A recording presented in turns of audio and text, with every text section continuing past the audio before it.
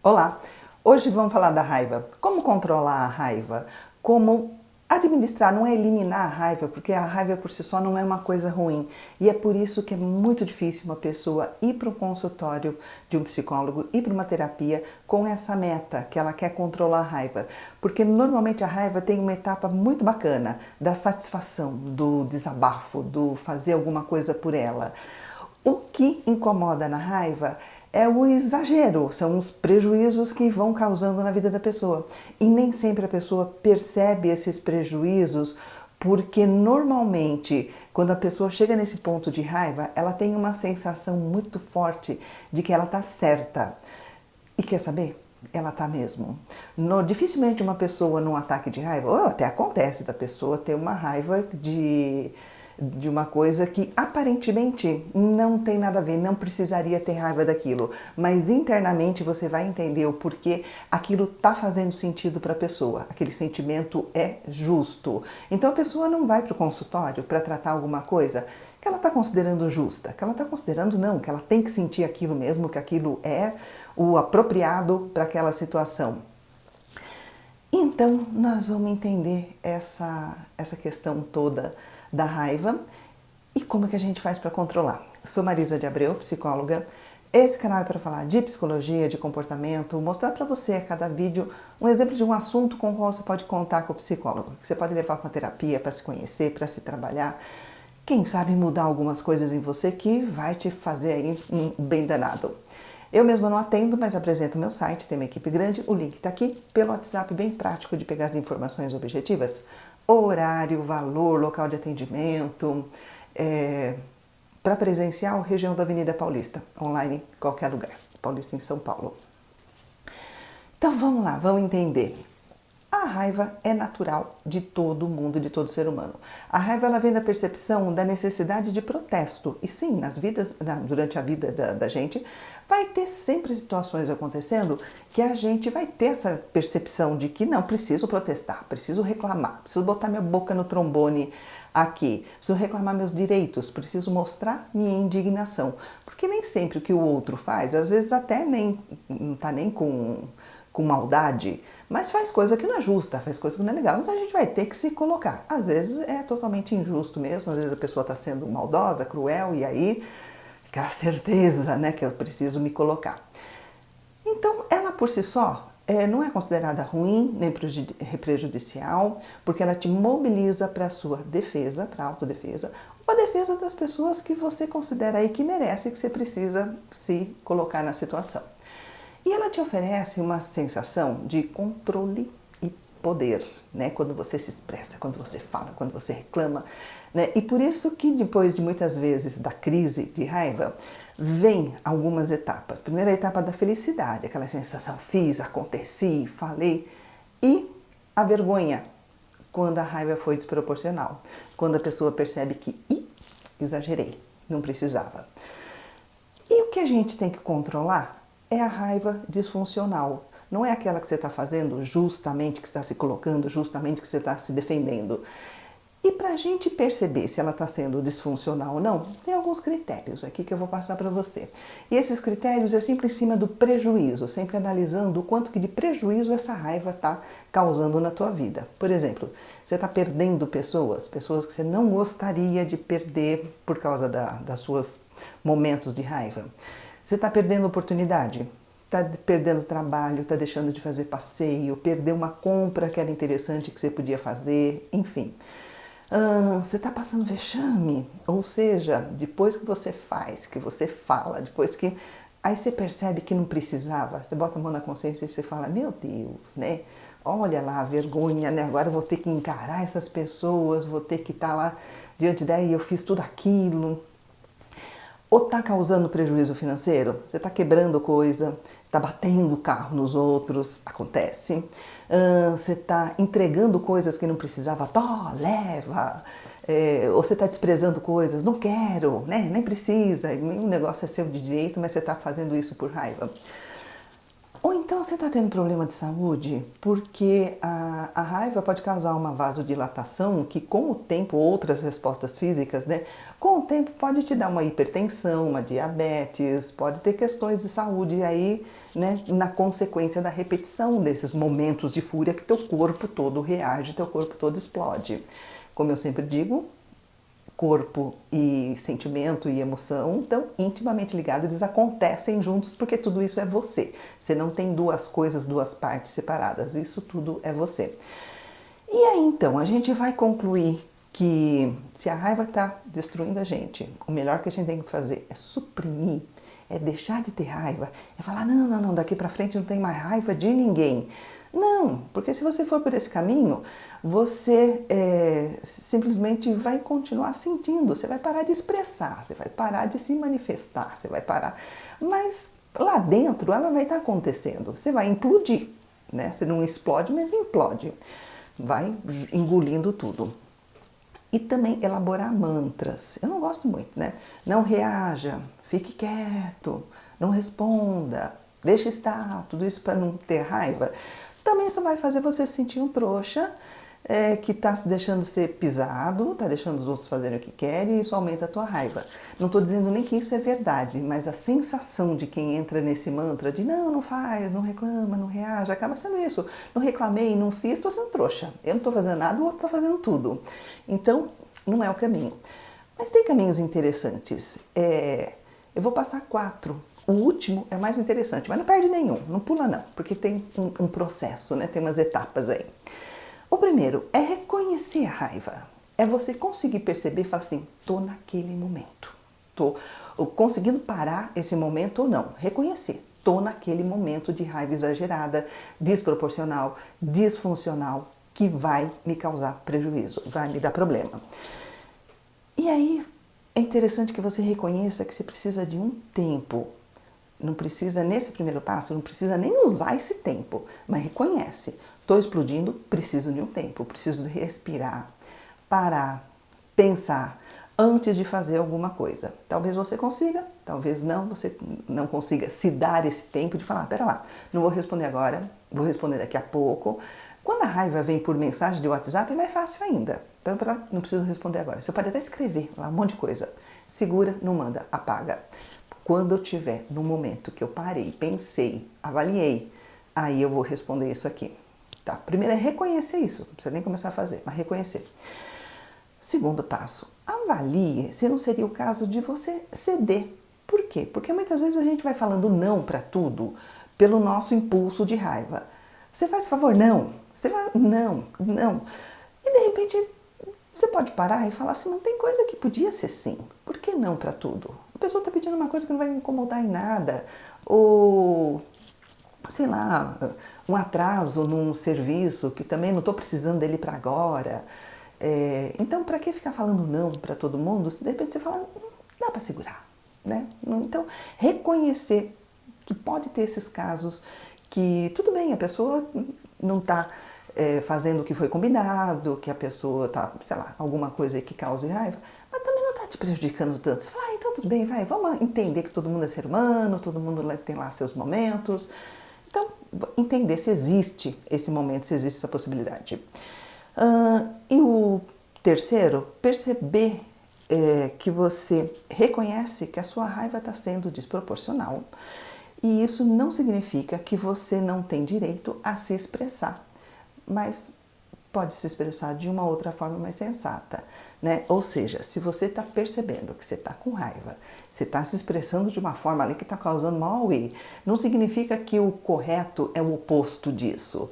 Então, não expresso nada, não falo nada. Não, de repente, a tua raiva vem por uma coisa justificada. O que a pessoa está fazendo ali, ou o que está acontecendo ali, realmente é injusto, não é legal, merece sim que você se coloque. Só que você perceber que muitas vezes você não tem resultado quando você responde numa raiva desproporcional, porque você cria uma indisposição com a pessoa. e perceber que você pode sim se expressar, se colocar, fazer o que tem que fazer de uma outra forma. Ou às vezes pode até ser uma forma simples, você pode até entrar numa negociação com a pessoa, de conversa, de falar, vem cá, te entendo, mas será que não dá blá? Ou pode ser um outro caminho forte, pode ser que você vai processar a pessoa, pode ser que você está indo na delegacia fazer um boletim de ocorrência contra ela. Mas se você perceber que você consegue fazer isso, respirada, serena, chegou na delegacia, não chegou brava, que a pessoa fez, que a pessoa... Ó, eu tenho uma situação para relatar e registrar.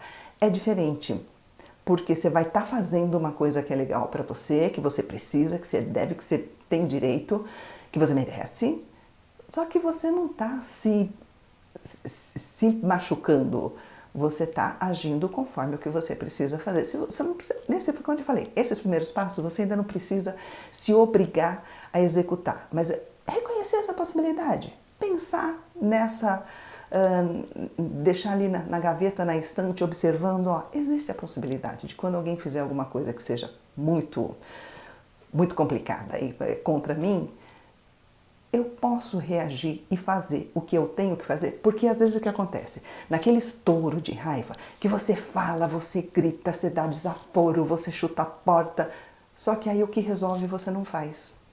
O que se resolveria mesmo é falar com alguém, ou entrar com um advogado, ou sei lá, alguma coisa que daria resultado, você não faz. Porque você explodiu tanto na raiva, a coisa te esgota tanto, que depois você não quer dar continuidade em mais nada. E aí você não, o problema continua ali, né? Continua te incomodando, continua te afetando. E a raiva também, né? Te afetando. Só que na prática ali não resolveu nada. Então vamos para o último. Esse último que eu considero o mais importante, porque é mais profundo, é mais trabalhar com você mesmo. Pode ser que você consiga sozinho, mas é meio que o caminho terapêutico, o caminho da terapia é esse aqui. Muitas vezes, né, vai depender da abordagem do psicólogo, mas enfim, estou falando de mim, como eu trabalhava, eu ia por esse caminho. Descobrir a origem da tua raiva e mudar o sentimento associado a essa origem. A raiva, ela vem de trauma, ela vem de situações que aconteceram com você, situações onde normalmente você se sentiu desamparado, você não conseguiu se defender e hoje a raiva entra como uma supercompensação ou como uma generalização daquela situação original. Ou seja, você hoje está reagindo muito forte a uma situação que você deveria ter reagido no passado, mas você não conseguiu, você não soube, não te permitiram, de alguma forma não foi possível você reagir e hoje você supercompensa. Hoje você explode por conta de um lápis que caiu no chão, sendo que esse lápis não é o problema. Esse lápis ele está te lembrando, ele está associado ao seu problema do que aconteceu lá. E às vezes não era nem com lápis, era com a caneta. Isso é generalização. Quando você estende o símbolo, estou falando de lápis e caneta, você está entendendo que isso é um exemplo simplório para você perceber o que é a generalização. Aconteceu uma situação com você, onde o pivô dessa situação foi um parente e hoje você odeia toda a família, porque é tudo parente. Isso é generalização, né? Não quero estar perto da família, não quero nem saber. Mas foi uma pessoa da família. Então, você acaba sendo injusto. Essa raiva vindo do trauma não deixa de ser uma raiva injusta em muitas situações, porque você está explodindo com pessoas que de alguma forma estão associadas dentro de você, na tua mente, com aquela primeira coisa que aconteceu e te deixou muito transtornado e te deixou essa sequela pro resto da vida, mas essa pessoa mesmo não tem, né? Algumas vezes não tem conexão com o original, mas está fazendo alguma coisa hoje. Por isso que você age desproporcionalmente, porque você não está nem reagindo ao que está acontecendo hoje, você está reagindo ao que aconteceu lá no passado. Então, quando você consegue distanciar e separar e reagir só ao que está acontecendo hoje, você tem mais possibilidade de resolver o problema. Ou seja, a raiva é uma emoção que gera um comportamento desproporcional dirigido a pessoas, né, e situações que te remetem àquilo que te feriu lá em outro momento. E raiva não é tudo igual. Não é porque o sentimento é o mesmo, do teu vizinho que também tem raiva, que foi originado pela mesma coisa. Cada um tem a sua origem. Por isso que o caminho terapêutico é só seu. Não dá para falar assim, então tal pessoa trabalhou na terapia ou ela mesma sozinha, trabalhou por esse caminho, resolveu a raiva dela. O seu vai ser outro, porque você tem uma outra história, outras situações aconteceram com você. E por isso que identificar a origem da raiva é fazer um passeio pelas tuas crenças internas, né? Por exemplo, de crenças internas, né?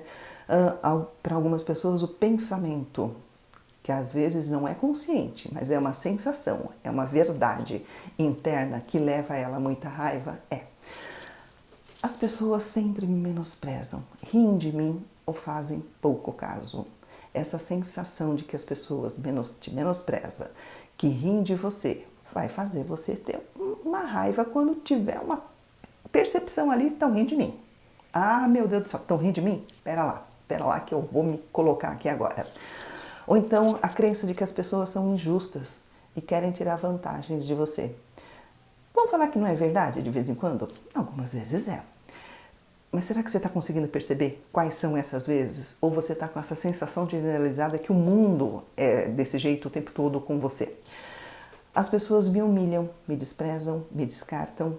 E aqui, para quem já assistiu outros vídeos sobre o narcisista, esse é o narcisista, é a crença interna dele, que as pessoas humilham, desprezam, descartam, e aí naquela supercompensação sai fazendo isso com todo mundo que cai na vida, ou com uma grande parte, ou com as pessoas específicas, né, que ele escolhe, para meio que fazer a desforra, para ele ser a pessoa que vai fazer isso, que vai humilhar, que vai desprezar, que vai descartar do nada, que vai deixar outra pessoa desconcertada, vai deixar outra pessoa... E causa, claro, que dá muita raiva. E por isso que é muito comum, né? Acontece muito, porque a pessoa não está conseguindo trabalhar a origem do problema dela, então ela está mandando para frente, soltando o lixo para cima de quem não tem menor envolvimento na questão individual dele. Ou então a outra crença, o mundo não me vê. Né? Não considera a minha existência, não me permite ter direitos.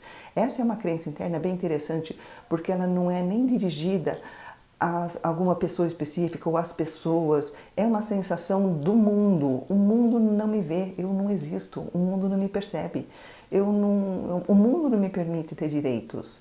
E é uma sensação muito ruim, que quando você vai se opor a isso, tem que se opor de uma forma forte, porque é um sentimento muito forte, muito complicado. Por isso que é importante ir para o passo B desse último, né? Eu falei a parte A, que é identificar a crença interna.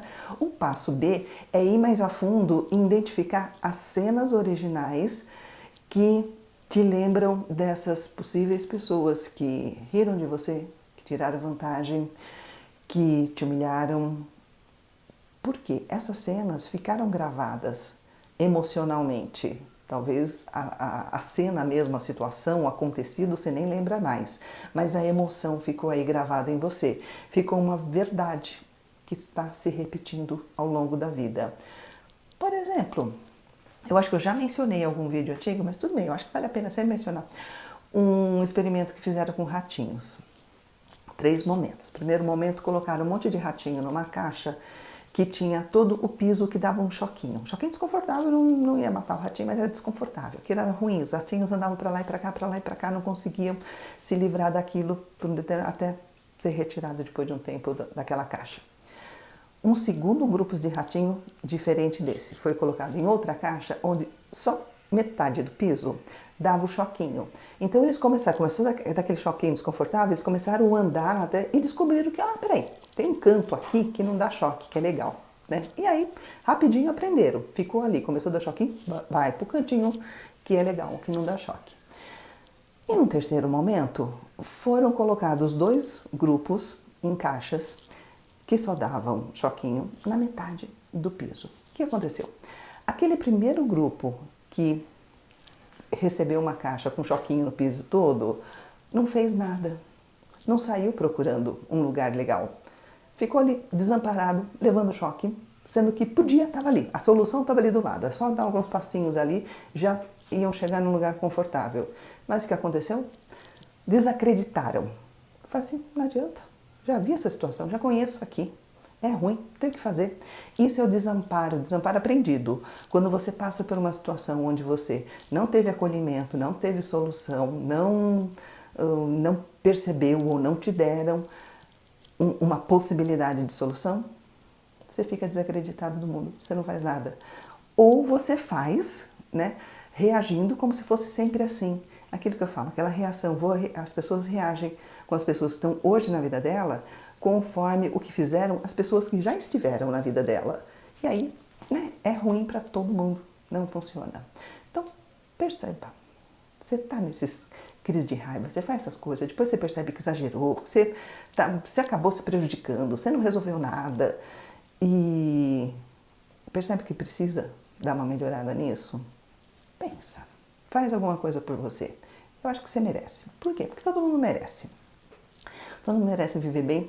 E eu acho que dá, eu acho que sempre tem essa possibilidade de entrar nesse autoestudo e sair dessa. É bem possível. O que você me acha disso? Me conta. Coloca nos comentários. Você conhece essa situação, essa sensação de raiva? Você já percebeu algum caminho histórico aí pelo qual você passou da sua história de vida? Que você fala, ó, eu acho que pode explicar. Não precisa nem me contar, né? Eu não estou pedindo para ninguém colocar situações aqui que são íntimas.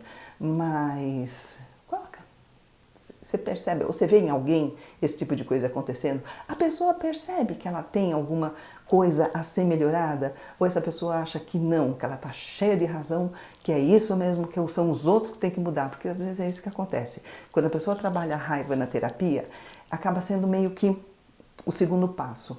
Ela não chega com essa queixa, ela chega se queixando dos outros. Porque os outros, porque eu não sei quem, porque não sei quem.